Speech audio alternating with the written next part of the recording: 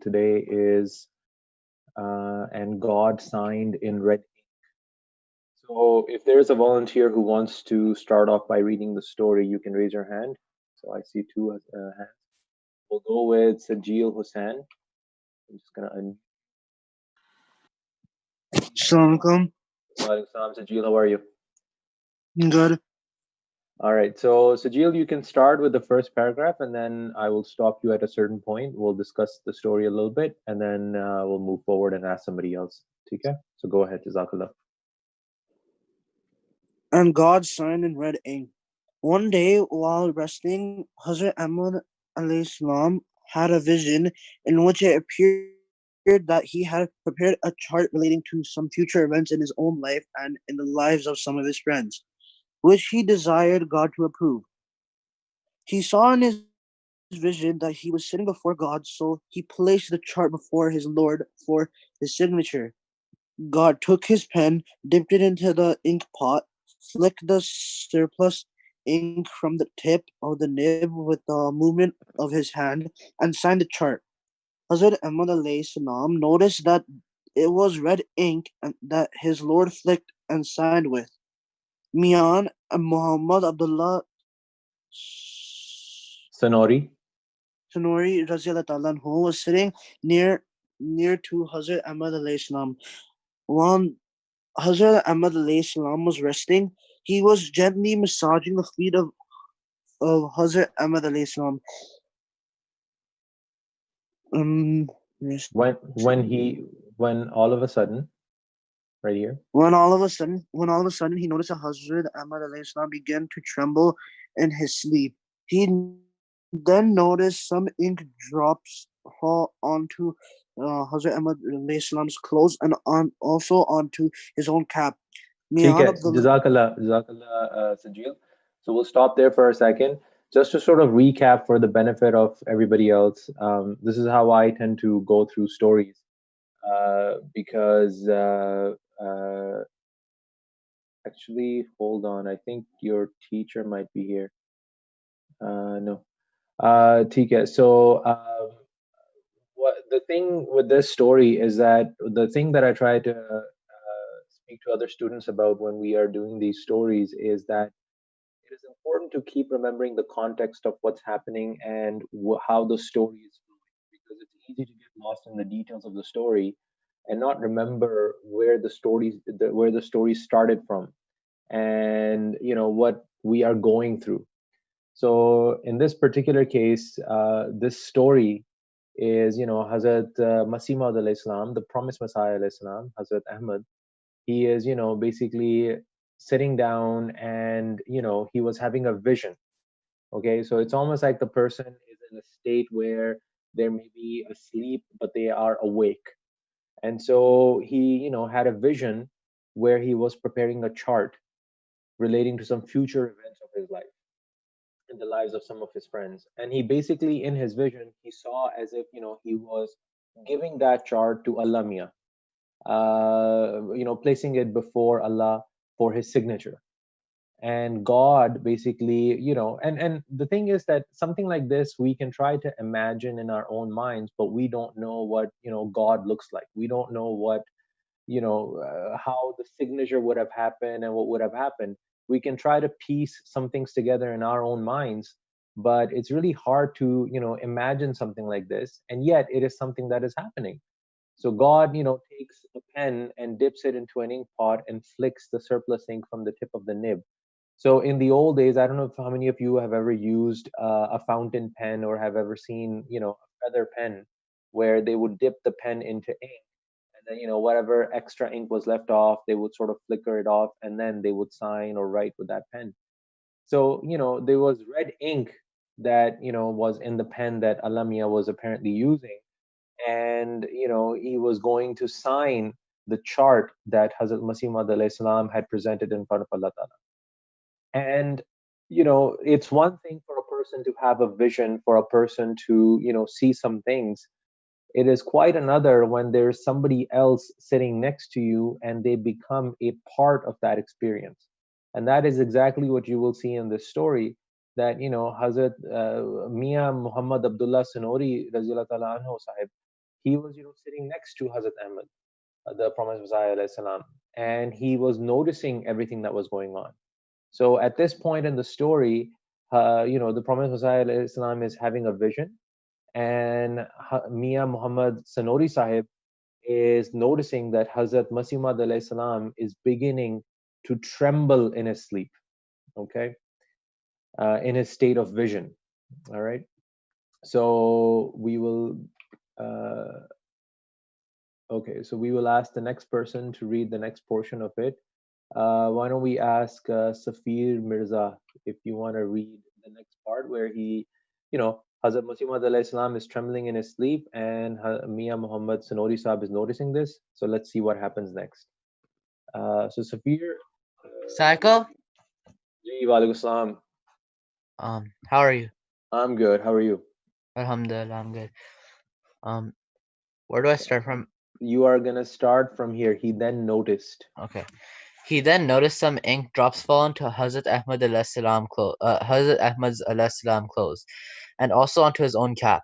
Mia Abdullah Raziyallahu anhu did not know what was happening. He was surprised to see the wet ink drops on the shirt of Hazrat Ahmad alayhi salam, and wondered where they had come from, as there was no ink pot in the room. He looked up at the roof, but it was smooth and clean. He searched around the room, but could find absolutely nowhere that the ink could have come from. After a little while, when Hazrat alayhi salam woke up, he related his vision to Mia Abdullah anhu and told him that the ink stains on his clothes were a proof of God's existence. Mia Abdullah anhu very humbly requested that the shirt be given to him, as he had the privilege to witness this miracle. Hazrat Ahmad alayhi salam gave him the shirt on the condition that he must direct in his will that the shirt should be buried along with his body, lest people should begin to worship it. ठीक है, Jazakallah. So at this point, Safir, maybe you want to sort of summarize. What do you think has happened here in this part?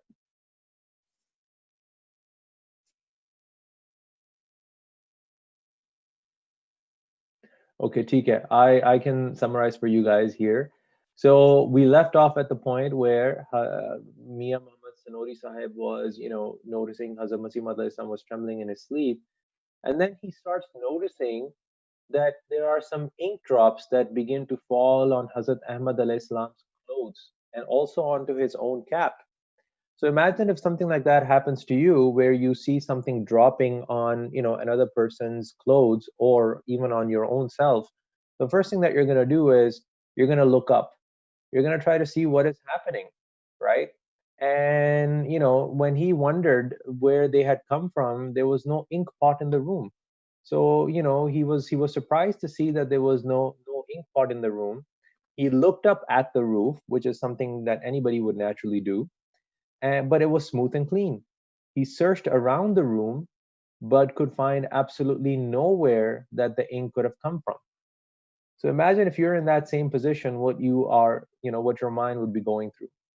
And so when Hazrat Masih Maud alayhi salam woke up, he told, Mia Abdullah Raziyallahu anhu sahab of that incident where, he was having this vision with God in it, and that the ink stains on his clothes were a proof of God's existence.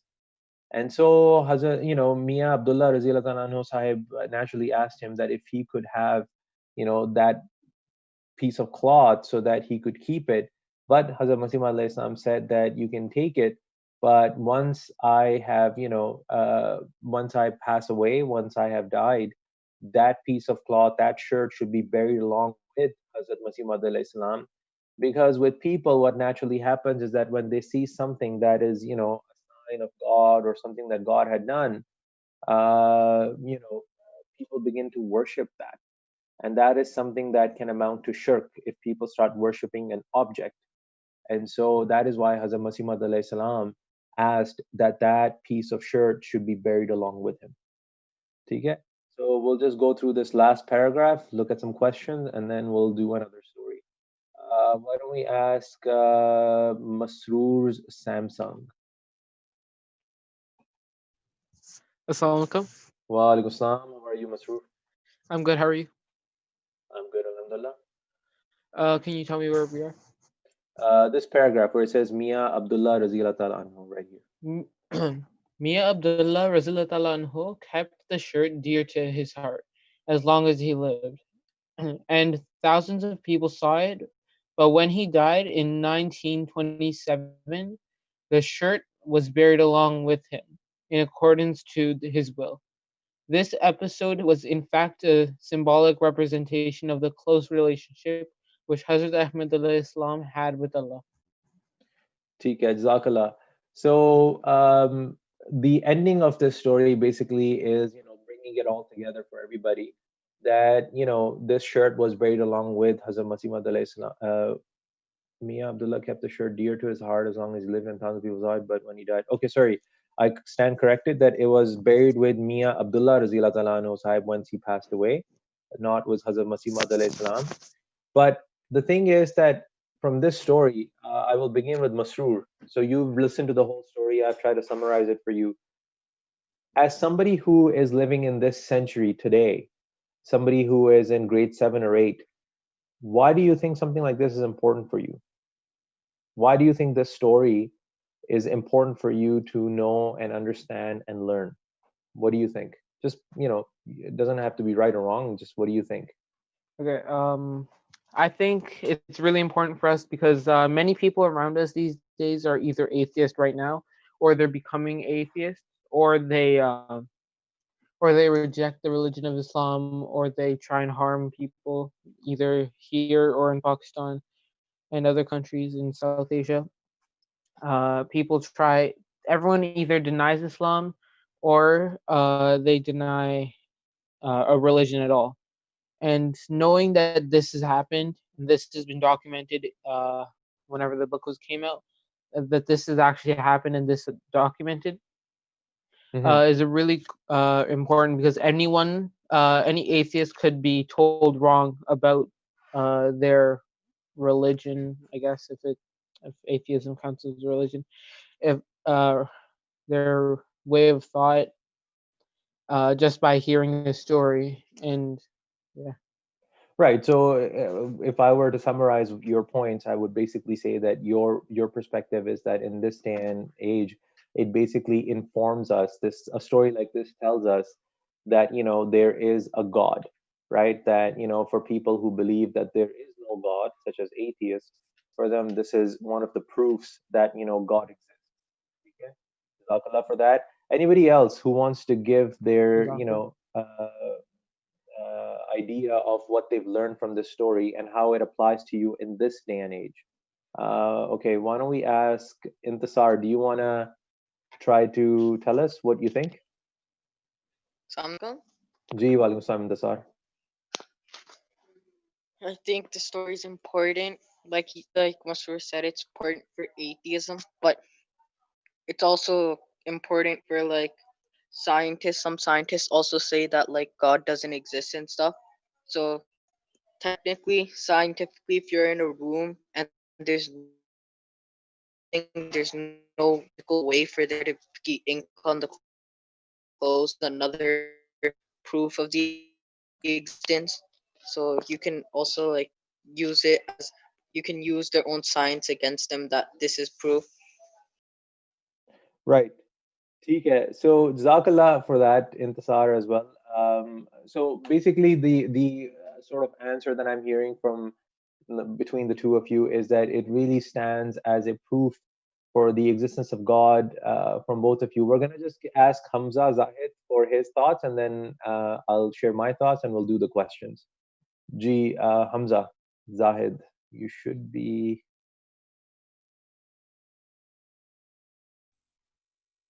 Yeah, you're unmuted now. Go ahead.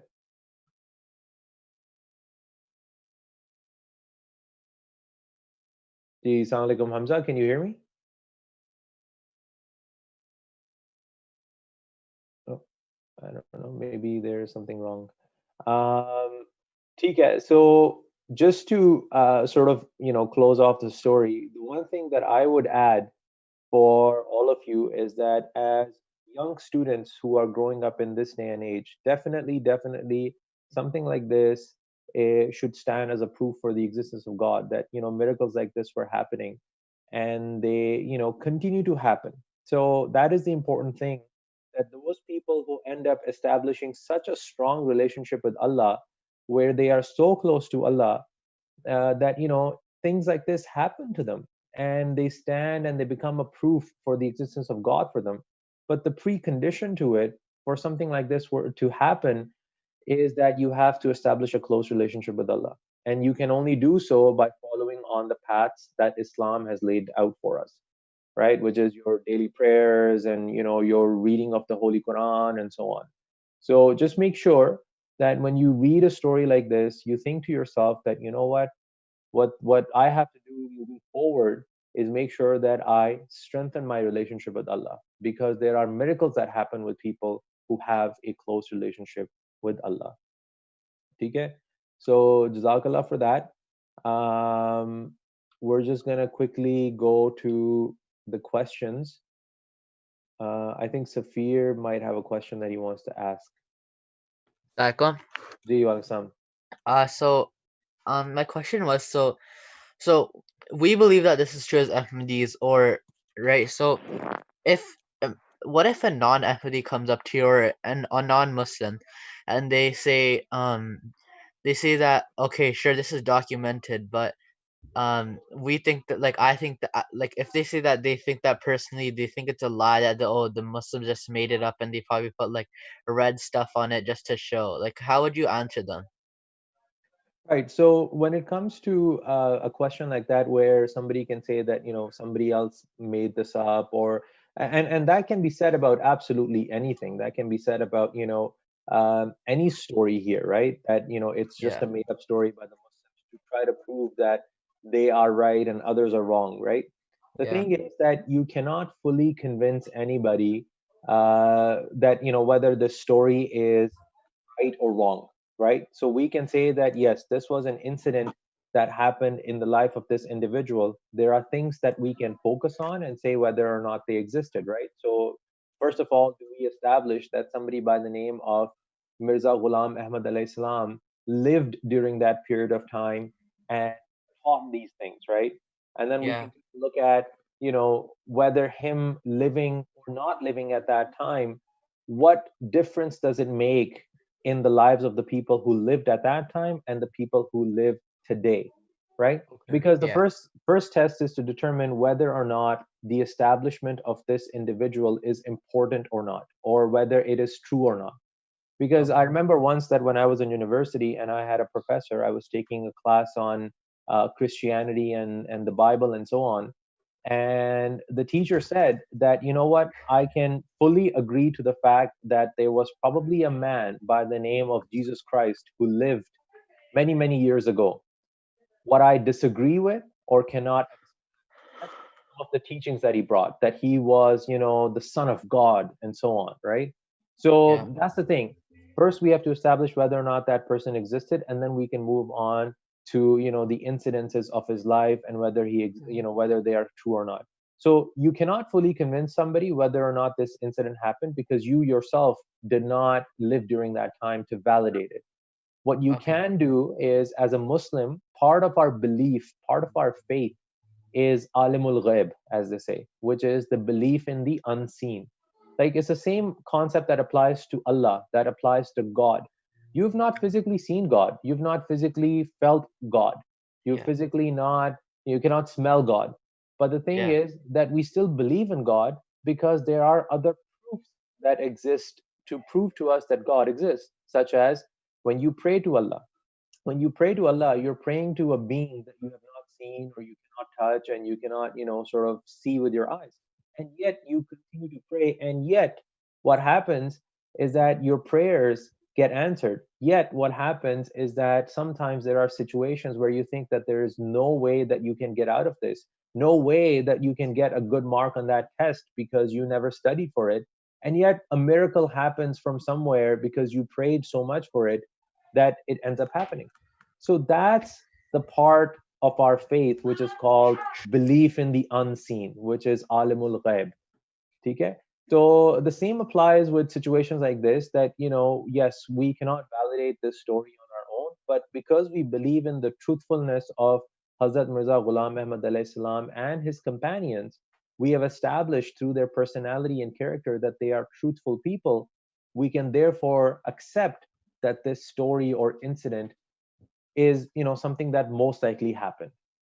ठीक है ना? Okay, So, Jazakallah. ठीक है? So that's how I would look at it. And yes, I mean, sometimes it can be very impossible to speak to people who are not willing to accept or believe, but you have to start somewhere, right? Otherwise, we can always keep arguing about, oh, oh, how can I believe this? How can I believe that? You Yeah. can't. There are certain things that you just have to have faith in, right? So what would be like the answer in short, like if they asked you like right on the spot, what would you say like really short, like briefly? So briefly, I would say that for you as an individual, because you have studied the life of Hazrat Mirza Ghulam Ahmad alayhi salam, the first thing for you is to believe that he is a truthful person. Once you have Okay. established that criteria, any incidences that are recorded about his life, you are more likely to believe in them because you believe and you have established the authenticity, the validity of Hazrat Mirza Ghulam Ahmad alayhi salam and his companions. Okay? So if Okay. you believe that they are true, then whatever they're saying or recording is also true. Okay. Jazakallah. Okay? No problem. Jazakallah for the question. Let's just quickly climb through these questions and then we'll do another story and then inshallah end the class. So the first question is, what was the name of the companion of Hazrat Ahmad alayhi salam who was sitting with him during this miracle? Very straightforward question. Who wants to answer? Can I have some other hands? I only have like 4 guys who have raised their hands and want to answer. Okay, why don't we? I'm gonna start picking people. I hope you guys are all paying attention as well. And this is not a class with just 4 people. Um, Kamran Khan. Okay, Kamran Khan, your Zoom is not updated. All right, I have just unmuted. Where did you go? Okay, I can't even see here. Okay, let's just do these questions quickly with the guys who have raised their hands. All right, Sajil Hussain. What was the name of the companion? Sorry, I forgot to unmute myself before. Okay, that's fine, no problem. So do you know the answer to the first question? Okay, TK, I think I'm just gonna go through these myself and then we'll get new guys to read the next story. So the name of the companion who was sitting with Hazrat Ahmad alayhi salam was Mia Muhammad Abdullah Sanori Sahib, Raziyallahu ta'ala anhu. Okay, he was the companion. What was Hazrat Ahmad alayhi salam doing whilst this miracle occurred? So he was having he was in a state of a vision, is basically when this miracle happened. He was basically presenting a chart to Allah Ta'ala regarding some of the events in his life and those of his friends. What instructions were given to the companion regarding the shirt? What instructions were given to basically Abdullah Sanori Sahib regarding the shirt? Oh, we have a hand. So Daniel Khan, Scarborough South. Assalamualaikum. Ji, walaikum salam, Daniel. How are you? How are you? Good, thank you. Jazakallah. So the instructions that the Promised Messiah Islam gave to the companion was to keep the shirt until the Promised Messiah passes away, so he can put the shirt beside him while he's buried. Ji, so just one point of clarification there is that right here it says Hazrat Ahmad alayhi salam gave him the shirt on the condition that he must direct in his will, basically in his will, that the shirt should be buried along with his body lest people should begin to worship it. What it means here is that the shirt should be buried with Mia Abdullah Raziyallahu ta'ala anhu once he passes away. So Hazrat Ahmad alayhi salam asked Mia Abdullah Saab to write in the will of Mia Abdullah Saab that you will bury the shirt once you die, because he did not want people worshipping it. So that's why it says that Mia Abdullah kept the shirt dear to his heart as long as he lived, and thousands of people saw it. But when he died in 1927, the shirt was buried along with him in accordance to his will. So it was buried with Mia Abdullah Sahib, not with Hazrat Masih Maud alayhi salam. Okay. Yeah. Jazakallah. And I think that's it. That's the question. Next story is about the two great martyrs. So those of you who want to read the story, and if you want to raise your hand, and inshallah we'll end the class at the end of the story. If I can get some new names, new Atfal who want to read, because we have the same guys who have raised their hands. All right, Daniel Ahmed Basil. Perfect. Good. Summer, you're going to be reading next, and then Hamza as well. Assalamualaikum. जी वालेकुम सलाम, क्या हाल है आपका? अल्हम्दुलिल्लाह बिल्कुल ठीक, आप सुनाएं?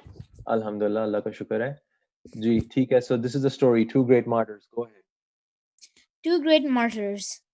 Hazrat Ahmad ﷺ received a revelation from God that Shaitani Tuzbahan, two goats will be slaughtered. Hazrat Ahmad ﷺ interpreted this dream to mean that two innocent people amongst the companions will be killed unjustly. The prophecy was fulfilled through the martyrdom of Sahib Zada Abdul Latif anhu and Maulvi Abdul Rahim Rahman Rahman ji, ठीक है. both in Kabul, Afghanistan.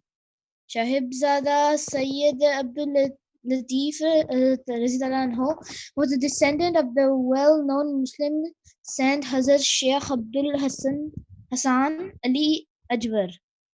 Hajveri, yep. Hajwari. His hometown was in the province of Khost in Afghanistan. His father was the chief of the tribe and owner about 30,000 acres of land, and his village of Sedra and also in Banu.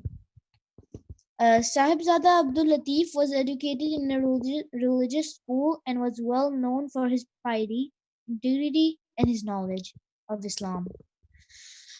He was held in such high esteem that the ruler of Afghanistan, Abdurrahman Khan, asked Sahibzada Abdul Latif anhu to tutor his son Abdullah Khan.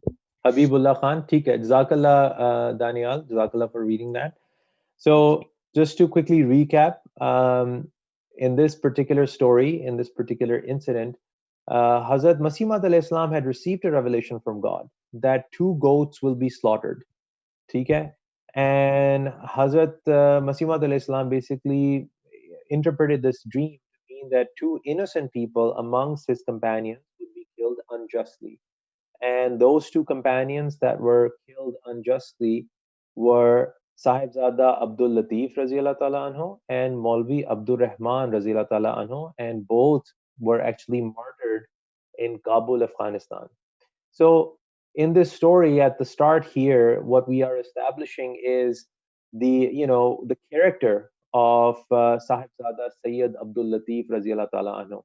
And look at these people, look at these individuals, how great they were, and how much they had, and what they gave up as a result of being an Ahmadi Muslim. ठीक है ना? With Sahibzada Abdul Latif Raziyallahu Ta'ala Anhu, he was a descendant of Hazrat Sheikh Abdul Hassan Ali Hajveri.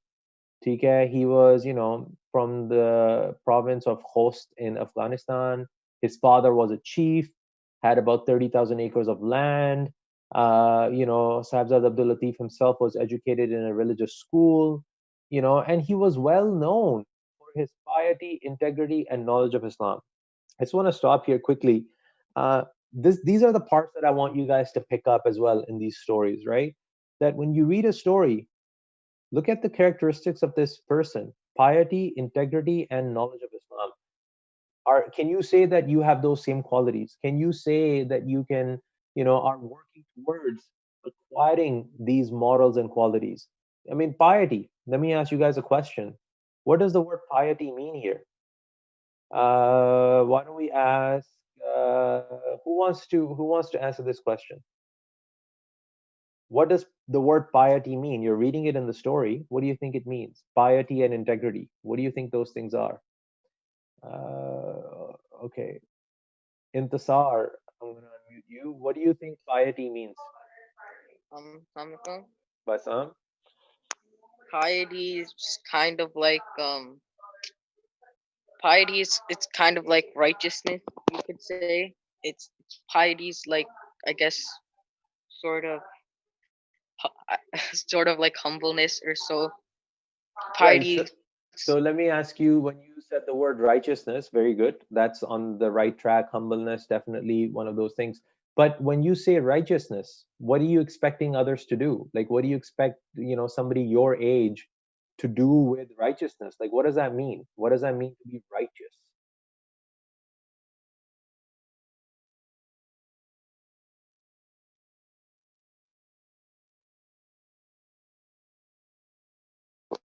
Intezar, do you want to take a stab at it? What do you think righteousness means? You're on the right track. Yeah. So okay. So um, I know for Muslims, you could say they have these like mullahs. I guess they think that they're righteous, but like in Islam, we have like rabbis, I guess you could say. So like righteousness, especially for like our age, is like maybe waking up for tahajjud, I guess, offering Hmm. your namazes on time, and making sure you read Quran. And then like, and then also, especially like right now at this current time, you should and give a good example.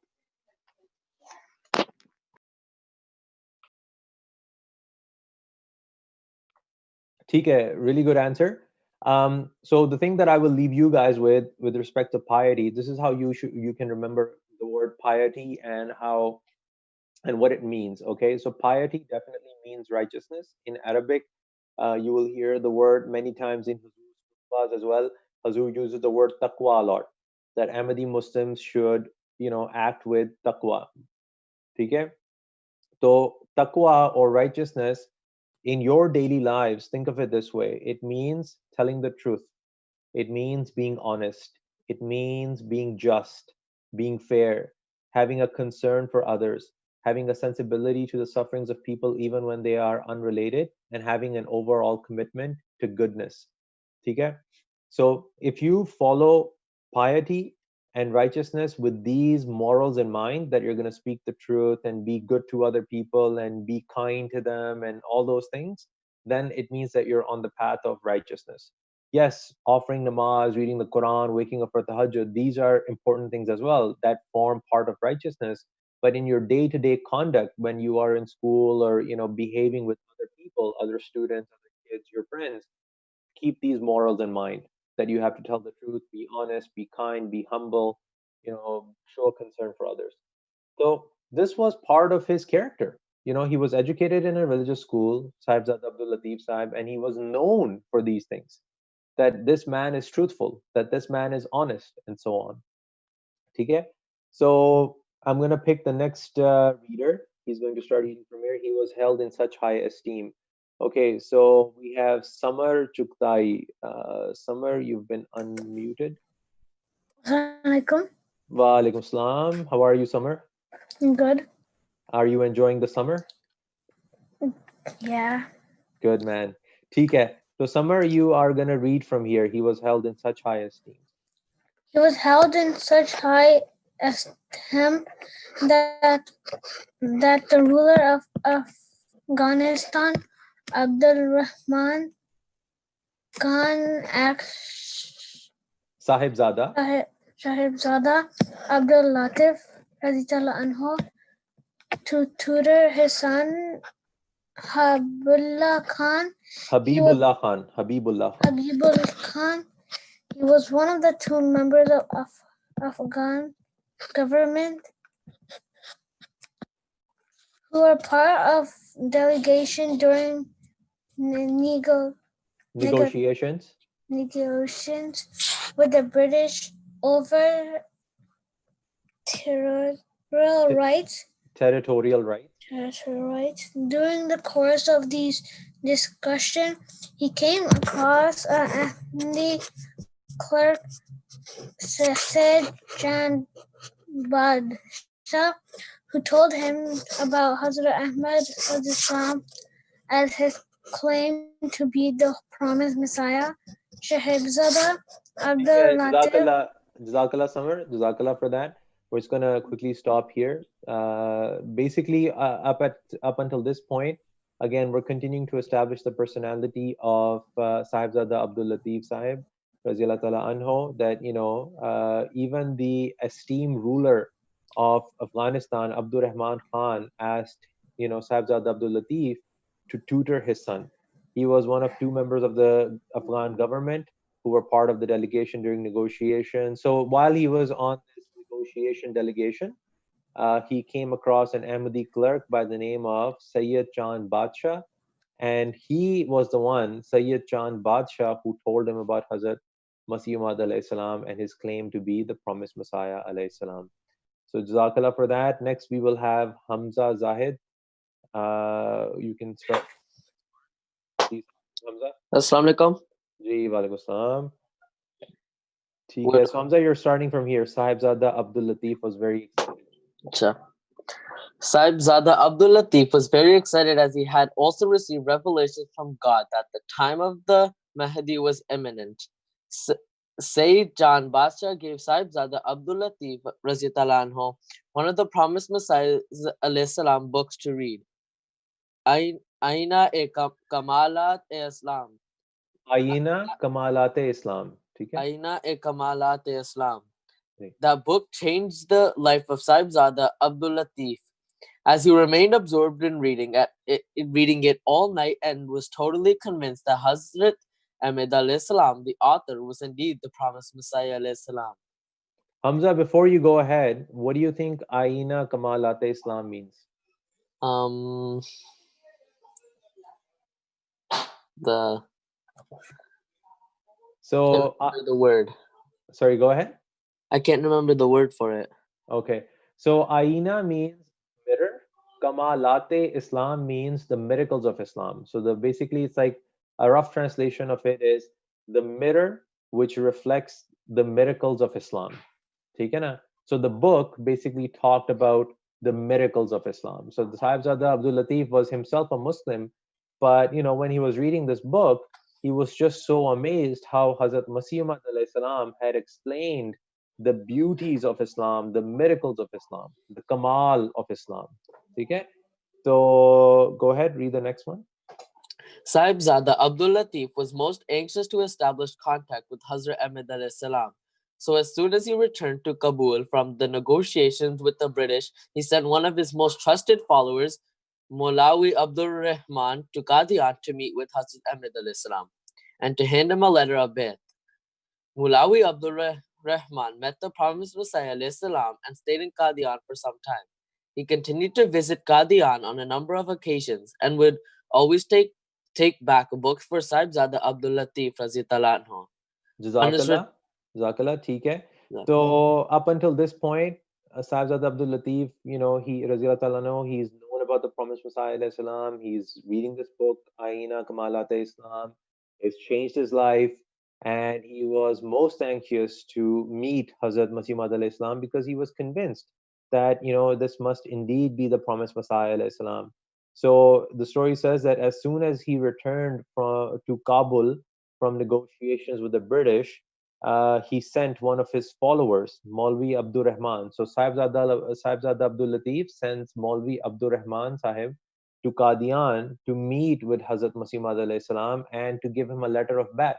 So Sahibzada Abdul Latif hasn't even met the promised Messiah alayhi salam. Just by reading his books, he is so convinced that he is the Messiah that he sends him a letter of bayt that I accept you as the promised Messiah. And so Maulvi Abdur Rahman, he met the promised Messiah alayhi salam, stayed in Qadian for some time, and then he would continue to visit Qadian many times and take back books for Sahibzada Abdul Latif. Okay? So I think we're getting to the ending part of the story. Anybody new who wants to read? Otherwise, I will pick one of the existing guys who have their hands up. Can I get anybody new? Okay, good. We've got Faizan Nadeem. Go ahead, Faizan. Assalamu alaikum.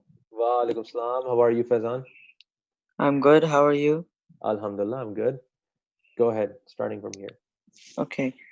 On his return to Kabul from one of his visits to Qadian, Maulvi Abdur Rahman had in his possession some pamphlets pamphlets that which contained the true Islamic teachings about jihad. At that time, there was a lot of agitation in the frontier areas against the British, which was described by the Afghan mullahs to be a jihad. Hazrat Ahmad alayhis salam had condemned this violence against the British in his pamphlets. Upon reaching Kabul, Maulvi Abdur Rahman made public his views on jihad and was immediately arrested and put to prison for daring to criticize the Afghan mullahs. He was subsequently strangled to death on the orders of the Amir of Afghanistan, Abdur Rahman. He thus became the first martyr from among the followers Hazrat Ahmad alayhis salam. A few weeks later, the Amir felt the wrath of God. He suffered a severe paralytic stroke and died shortly after. Jazakallah. So this is a very important and turning point in the story because Maulvi Abdur Rahman Sahib, one of his returns from Kabul, on one of his return on one of his visits to Qadian, he had some pamphlets that contained the true Islamic teachings about jihad. And basically, those pamphlets, basically which contained the teachings of Hazrat Masih Maud alayhi salam, the pamphlet said that you should not engage in fighting against the British government. So at that time, I don't know if many of you know this or not, but the British were the people who were ruling India, and India and Pakistan were one country. So the British were ruling India. Hazrat Masih Maud alayhi salam was living in Qadian, and so people in Afghanistan, the British had rule over there as well. So the people or the mullahs in Afghanistan were, rallying up people and saying that, what, we've got to start fighting against the British. We got to start taking up arms and fighting against the British because these are foreigners in our land and we want to free our land and so on. But we have to do it through jihad and we have to, wage a bloody war with them. Hazrat Masih Maud alayhi salam, on the other hand, was saying that we should not engage with the British in this, jihad, in this, jihad of swords or whatever. And so when Hazrat Abdur Rahman, Maulvi Abdur Rahman, he, raised this in front of those people, in front of those Afghani mullahs, they were just outraged because this was going against what they were teaching the people. And so, as a result of this, they arrested him and they put him into prison for criticizing the mullahs. And so, after that, he was, strangled to death on the orders of the Amir of Afghanistan. And he then became the first martyr in the history of Ahmadiyyat who was following Hazrat Masih Maud alayhi salam. And the result of of Abdur Rahman, Maulvi Abdur Rahman being strangled to death was that the Amir of Afghanistan, he suffered a stroke and died shortly after. Okay. For the next part, great. I seem to have volunteers. Anybody new who wants to read? I had some hands up, but I don't think I have.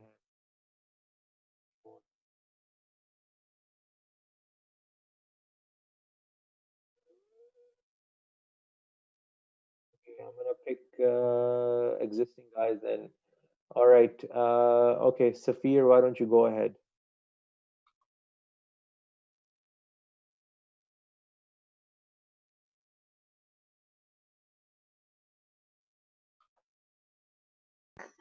Saikum. Ji, Walaikum Salam.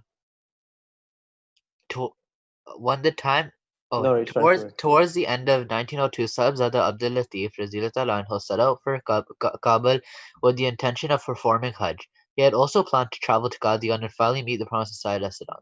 He had intended to stop for only a few days in Qadian, but upon meeting Hazrat Ahmad alayhi salam, he was so greatly affected that he ended up staying for several months.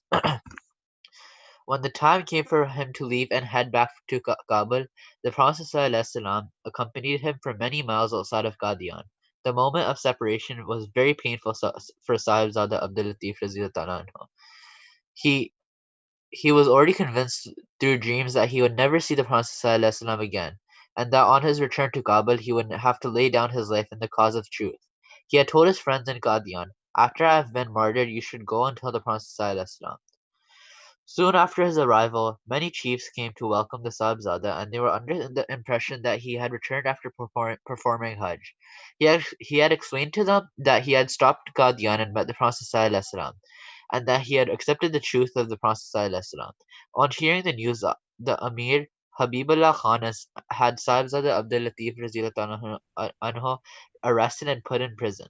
This was the same Habibullah that had been taught by Sahibzada Abdul Latif Raziyallahu anhu, and on whose coronation had asked Sahibzada Abdul Latif Raziyallahu anhu to perform the ceremony.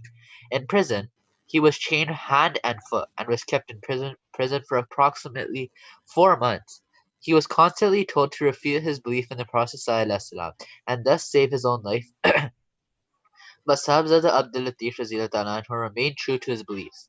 The Amir asked Sahibzada Abdul Latif Raziyallahu anhu to think about what would happen to Sahibzada's young family and all of his property should he be executed. But again, Sahibzada Abdul Latif Raziyallahu anhu put his full faith in Allah to look after his family and did not back down from the truth about the Prophet ﷺ. ठीक है, Jazakallah. Jazakallah. I think, yeah, so this is the last part of the story. So the portion so far is very self-explanatory, that Sahibzada Abdul I have a Latif, you know. question. Ji, go ahead. Um, how many people are in the class? There's about 57 people in class. Oh, okay. Okay, Jazakallah. no problem.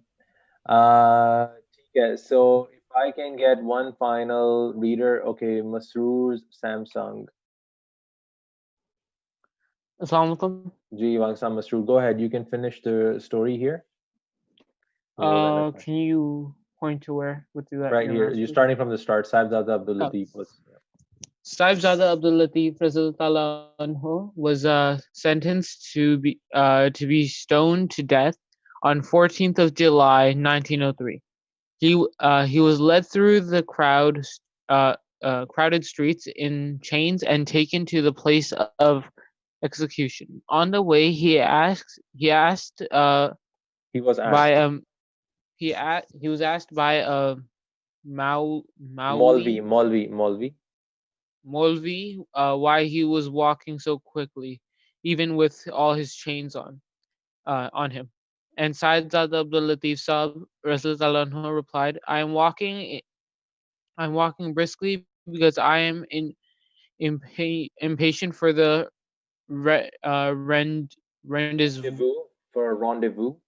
rendezvous with my master. There was not the slightest tear of his face. Trace of fear on his face. When the first stones were thrown by Amir and the judge who had sentenced him to die, Sahibzada Abdul Latif Saab Razulullah anhu was martyred. Whilst reciting the verse of Surat Yusuf, "Thou art my helper in the world and the hereafter. Let death, when it comes, find me in a state of complete submission. To Thy will we join to the company of the righteous." ठीक है, Jazakallah. So the ending of the story is sad, but it also talks about the faith and the resolute heart of the people who have accepted Ahmadiyyat Islam and have accepted the truth of the promised Messiah alayhi salam. ठीक है? So Sahibzada Abdul Latif was unfortunately martyred, but you know what? He was not afraid. He was not fearful of the death, and he actually embraced it. And he stayed resolute reciting the verses of the Holy Quran. Okay, so it's now 4 o'clock. I don't want to keep you guys past the time that is allocated for class. Jazakallah to everyone for joining this class. Inshallah, tomorrow I think your teacher will be able to join, and then you can have a proper class with both the stories and the reveal of Holy Quran. So Jazakallah once again to everybody for attending. Inshallah, see you all tomorrow. Assalamu alaikum.